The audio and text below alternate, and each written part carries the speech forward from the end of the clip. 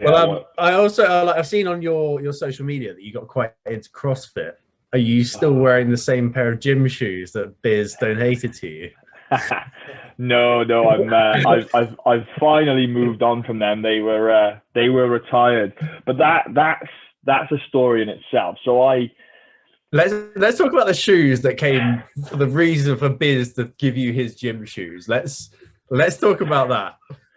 So the story behind the shoes is when he turned up to play for us, as you boys know, a lot of the boys or some of the boys will play like two touch or, I know, a little bit of footy before a game, so before warm up to, get yourself loose and just have a crack with the boys. Anyway, I had an old, and I mean old, dusty pair of Asics, and they must have been 5 or 6 years old, like absolutely ripped to shreds. Like there was no sole left on them. And essentially he walks into the dressing room the one day and I'm there with white stick tape, taping a new toe onto my trainers. She's like, Mizey, what the hell are you doing? I was like, just a pair of my trainers for two touch now. I'm gonna go play. So I'm gonna get myself a new toe. He's like, you've got to be kidding me. Then you're not wearing them. I was like, yeah.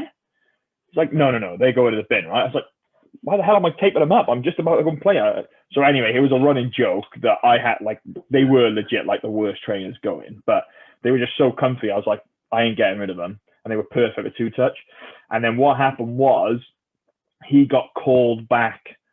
Obviously the lock ended. He got called back over to his NHL team or whoever it was he went back to. And I think we'd gone on an away trip or something. I think we'd gone on an away game, and then we come back, obviously putting our stuff back in the room. And then in my store was his like almost brand new pair of Nike Free Runners.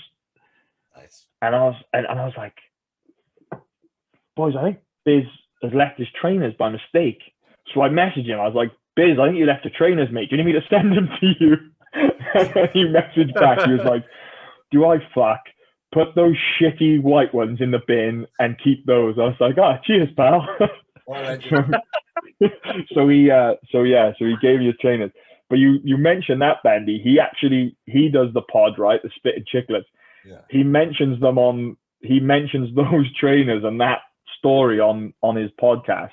I know. That's where I got the story. Yeah, we had it already. We knew that. Yeah. Because I messaged you like straight after. I was like, yeah, listen to this. And I think it was actually the last time we messaged before I was like, hey, come on the pod today.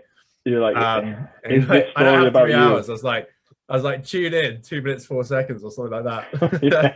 Is this about you? He mentioned me of something. He mentioned me another time as well, because I think Batchy was listening to one, and he was talking about, like, obviously they were like, you were like the Sidney Crosby of Cardiff when you went over there, blah, blah, blah. He had like 30 points in like 18 games or something silly. And then he was like, what was the standard like? What was this and that? And he said, yeah, it was good. But, some of the guys, they weren't even there. Like, they were part-time. So now one guy, our backup goalie, he worked for Enterprise Rent-A-Car. Yes, yes, I remember that. And then he would turn up on a Saturday and Sunday and come and sit on the bench for us. And I was just like, oh, my God.